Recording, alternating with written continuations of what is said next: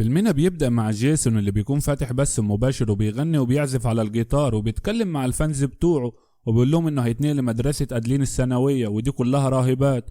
وبيروح المدرسة أول يوم مع أخت زوي اللي بتكون متضايقة من بنت اسمها سارة علشان هتقعد معاها في الغرفة وهي ما بتحبهاش. ووالد جيسون بيقوله انت رايح فين بالجيتار ده؟ انت هتسيبه في البيت. لكن جيسون بيرفض. وبتوصل الأستاذة ريبيكا وبتسلم على جيسون وعيلته. بعدها بتروح تقابل صوفيا اللي بتكون جديدة معاهم في المدرسة. وبتكون ريبيكا معترضة على الروج بتاعها وصوفيا بتمسحه. وريبيكا بتاخد صوفيا جولة في المدرسة وبيقابلوا جيسون وبيتعرفوا عليه. وصوفيا بتبصله بإعجاب وبعدها ريبيكا بتاخدها لغرفتها وبتسيبها وتمشي رمى بجيسون. وبعدها صوفيا بتخرج تسمع جيسون وهو بيغني وبتاخد الجيتار تعزف عليه. وبعدها تقوله لو حابب تتكلم مع حد أنا موجودة في أي وقت وبتسيبه وتمشي. وبنروح الفصل وسارة بتقعد ورا جيسون وتقعد تعاكسه وصاحبه اللي عايز يعمل معاه علاقة بيتضايق منه.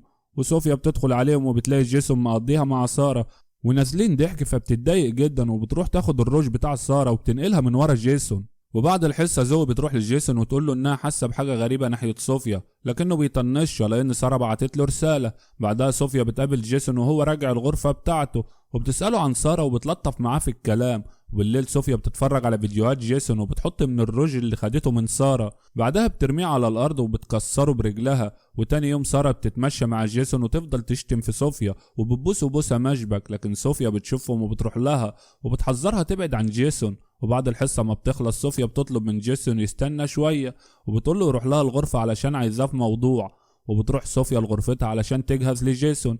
ولما بيوصل جيسون بيمسك نفسه وبيسيب المكان وبيمشي. لكن صوفيا بتشوفه وبتضحك. وبالليل جيسون ما بيعرفش ينام بسبب التفكير في صوفيا. وتاني يوم صوفيا بتقوله انت ما جيتش ليه فبيعتذر ليها وبيكون ده اخر يوم في الاسبوع وهياخدوا اجازة.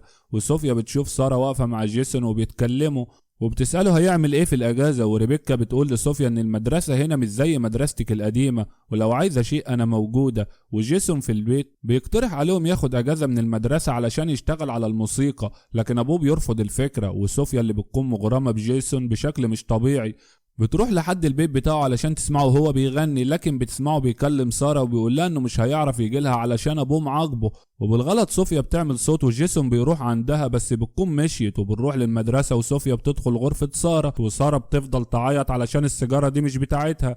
لكن ريبيكا بتقرر تقول لأهلها وصوفيا بتطلب منها تعمل تفتيش للمدرسة كلها. وريبيكا بتوافق وأهل سارة بيجوا ياخدوها من المدرسة. والراهبات بيدخلوا غرف الطلاب وبيفتشوها. طرح تديله فرصة تانية وما تعرفش أهله وفي المقابل ما ينزلش الأجازة دي وينظف المدرسة. وجيسون بيوافق. بعدها بنعرف ان صوفيا جت المدرسة دي علشان جيسون حلت شخصيتها. وجيسون بيحكي لزوي اللي حصل. بتقوله انها شافت صوفيا في الغرفة وشاكة فيها وانها هتفضل هنا في اجازة الاسبوع علشان تاخد بالها منه. وبيجي نهاية الاسبوع وصوفيا بتساعد جيسون في الشغل بتاعه. ثاني يوم بيشوف صوفيا وبيكون خايف لكن هي بتقوله ما يخافش. بعدها بتروح غرفته وبتشم في هدومه. لكن زوي بتدخل عليها علشان بتدور على جيسون. لكن صوفيا بتطردها وتقول لها ما تجيش غرف الاولاد تاني. بعدها زوي بتحذر جيسون من صوفيا وصوفيا بتشوفها وتقرر تخلص منها.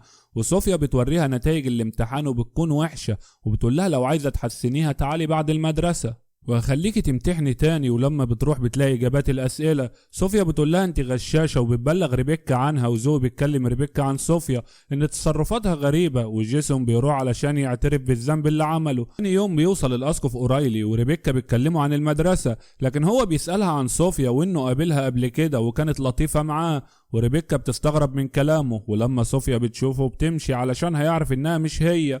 وريبيكا بتروح لصوفيا بس مش بتلاقيها وبتلحقها قبل ما تمشي. لكن صوفيا بتقول لها ان عمتها بتموت ولازم تروح تشوفها. ولما جيسون بيرجع البيت بيكلمهم في موضوع الموسيقى تاني. لكن ابوه بيقول له لا. وزو بتحكي لهم على اللي حصل معاه في المدرسة. وجيسون بيتضايق وبيخرج وبتكون صوفيا بتراقبه وبتروح وراه ما هي بتحبه. بعدها جيسون بيطلب من زوي تيجي توصله لكنها بتقول له ان ابوه خرج يدور عليه بالعربية. بعدها ابوه بيوصل له وبيقعد يتكلم معاه وبيقول له انه موافق ياخد اجازة سنة علشان الموسيقى.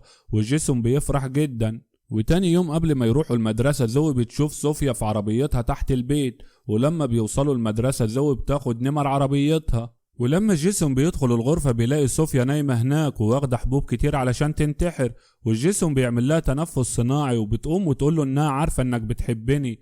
وعايز تنقذني، وبيهددها انه هيبلغ عنها. بتقول له هوريهم الفيديو بتاعنا وهفضحك، وما بيكونش عارف يعمل ايه. وزوي بتتصل بيه وبتقول له ان العربيه اللي تحت البيت كانت بتاعه صوفيا، لكنه بينكر، لكنها بتفضل وراه لحد ما يقول لها الحقيقه. بعدها ريبيكا بتدخل الفصل ومعاها ساره، وصوفيا بتتعصب وبتقول لها ازاي رجعت تاني، لكن ريبيكا بتقول لها تصلي بالطلاب الاول قبل ما تتكلم عن الاخلاق. وبعد الحصه صوفيا بتخلي جيسون يقعد لوحده وتطلب منه ما يكلمش ساره تاني، لكنه بيسيبها ويمشي وبتتضايق جدا لما بتلاقيه واقف بيكلم ساره. وبالليل جيسون بيغني لساره والطلاب. صوفيا تقول له انها ملهاش دخل باللي حصل، وبتقول له انها ملهاش دخل. بعدها بتفرجوا على الفيديو بتاعهم وبتهددوا بيه، وبيجي اجازه نهايه الاسبوع. وصوفيا بتقول لريبيكا ان عمتها ماتت، وبتروح المطعم اللي اسره جيسون بيتعشوا فيه وبتتعشى معاهم. وزوي بتبدا تسالها اسئله عن مدرستها القديمه، وريبيكا بتتصل علشان تعرف جنازه عمه صوفيا، وبتعرف ان مفيش حد بالاسم ده. ولما بيروحوا البيت جيسون بيحكي لزوي عن اللي حصل بينه وبين صوفيا، وبيفكروا هيتصرفوا ازاي. وجيسون بيقول لها ان في لابتوب في غرفتها واكيد عليه كل المعلومات بتاعتها. وبيرجعوا المدرسه وبيدخلوا غرفتها، وفي الوقت ده ريبيكا بتكون بتواجه صوفيا باللي عرفته، وبتقول لها انها كدابه، وصوفيا بتضربها قبل ما تبلغ عنها.